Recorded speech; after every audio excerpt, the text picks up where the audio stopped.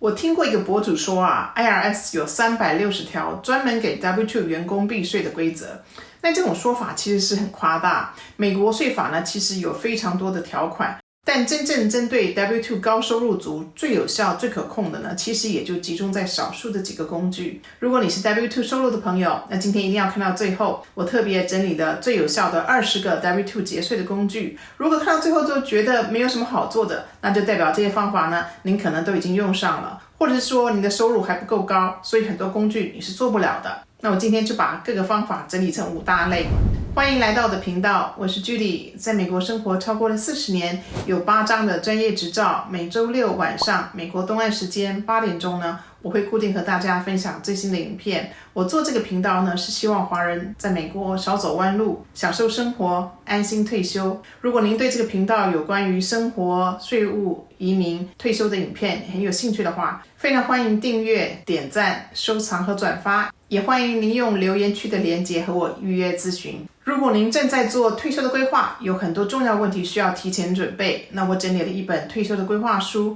那里面把这些问题做了系统的整理。又或者是正在办移民、刚移民来美国的朋友呢，我也整理了一份有关于美国新移民的电子书。如果您有兴趣的话呢，可以发个 email 到右上角的这个邮箱地址，我们会把电子书的连结发给您，请注明要退休规划还是新移民的电子书。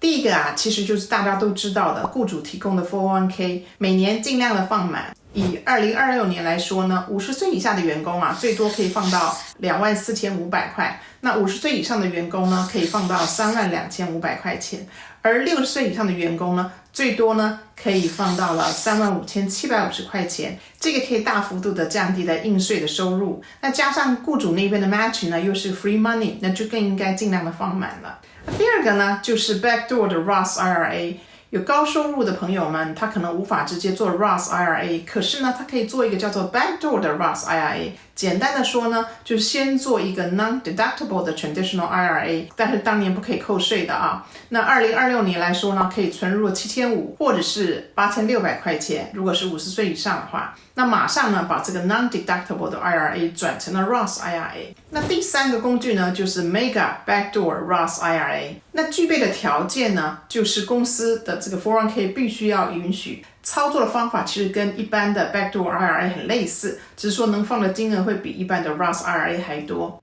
那第四个工具呢，就是 HSA， 就是 Health Savings Account。那 Health Savings Account 呢，它其实有3重的这个免税的功能了。第一个，存入的时候可以抵税；第二个呢，它成长的时候是免税的；第三个就是提取的时候呢，只要是用在医疗方面呢，就可以免税了。那很多大公司都可以 offer 这个 HSA， 或者是自己也可以在 Fidelity 这样的地方开户。那首要条件就是说你必须要 high deductible 的 health plan。那在这一类基础上呢，最后可以做的一项呢，就是 FSA， 也就是 Flexible Savings Account。那这个也是很多大公司它可以提供的一个福利FSA 呢，它其实是税前的收入，用来支付了医疗或者是托儿的费用。那其实呢，就是先把钱从这个资薪里面先扣出来，那等于就是降低了 W2 的应税收入了，直接就少扣税了。那一般是预先扣税，那账户的钱主要是用在医疗或托儿。那缺点就是很多大公司它提供的 FSA 如果在年底之前没有用完，钱也拿不回来了。那每家公司的规定不一样，要建议呢先弄清楚之后呢，再决定每年要扣多少金额。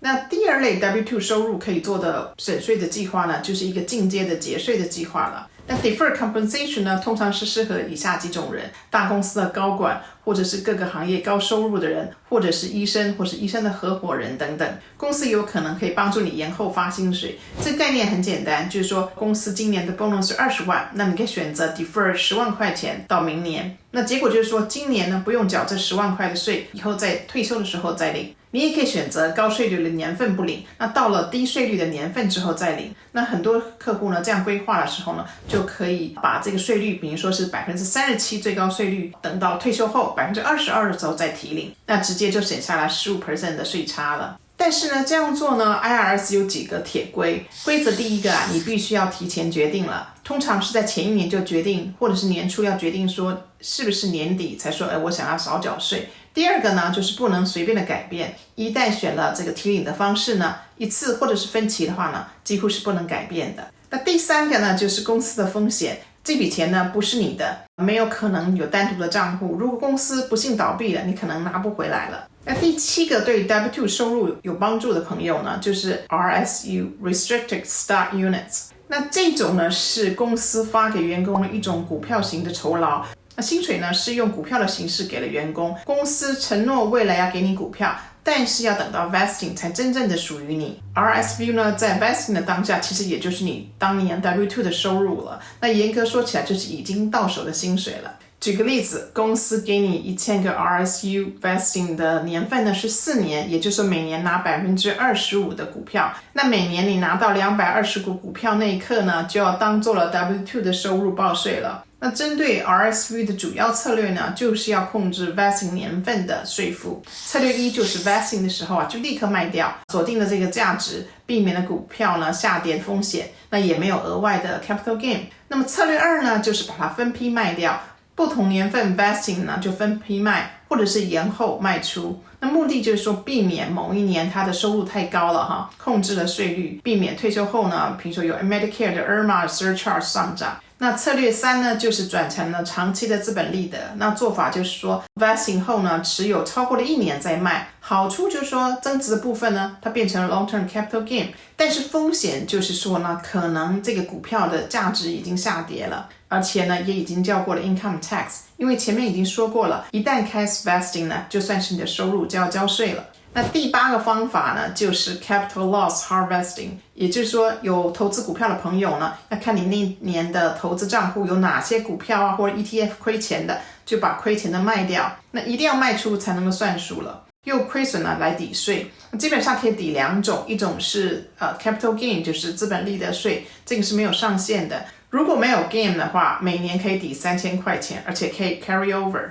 这边要特别解释一下了，先要用同类的抵，也就是说短期的资本利得的损失先抵了短期的资本利得，而长期资本利得损失呢，要先抵了长期的资本利得。那如果还有剩的话呢，短期的和长期的互相抵扣，如果还有亏损，那才可以每年最多用3000块钱去抵 W2 的收入。第9个呢，就是投资在 ETF， 那么而且是选择低分红的 ETF。ETF 呢，我们可以想象成一篮子的股票，用最简单、最便宜而且最有效的分散风险的方式来投资。那 ETF 呢，它的费用很低，那它长期的绩效甚至于可以击败了专家，而且呢，它的交易频率低，那通常呢产生的资本利得分配呢也比较少，税就会更低了。那为什么要选择低分红的 ETF 呢？因为分红每年都要交税，而低分红的 ETF 呢，就可以把收益留在里头，延后了课税。那第10个呢 W2 可以省税的方法就是购买 municipal bond， 就是高税率的这个族群呢，可以考虑投资免联邦税的这个债券。如果你买的是自己州的 municipal bonds 的话呢，通常还可以免州税。最后呢，我总结一下今天讲的10项 W2 收入的朋友可以做的省税计划。那剩下的10项呢，就留在下一个礼拜5月2号的影片和大家分享。那第一个呢，就是做 401k， 第二个呢，就是做 Backdoor Roth IRA， 第3个呢是 Mega Backdoor Roth， 第4个呢是做 HAS Health Savings Plan， 那第5个呢就是 FSA Flexible Spending Plan， 第6个呢是 Deferred Compensation， 第7个呢是 RSU Restricted Stock Unit 的规划。那第8个呢是 Capital Loss Harvesting， 第9个呢就是 Tax Efficient 的 ETF， 第10个呢是可以考虑投资 Municipal Bonds。 希望今天的影片对拿 W2 的朋友有帮助，欢迎您的收看。如果您对这类有关于美国生活、税务、移民、退休的影片有兴趣的朋友，非常欢迎您订阅、点赞、收藏和转发，也欢迎用留言区的连结和我预约咨询。我们下个影片见。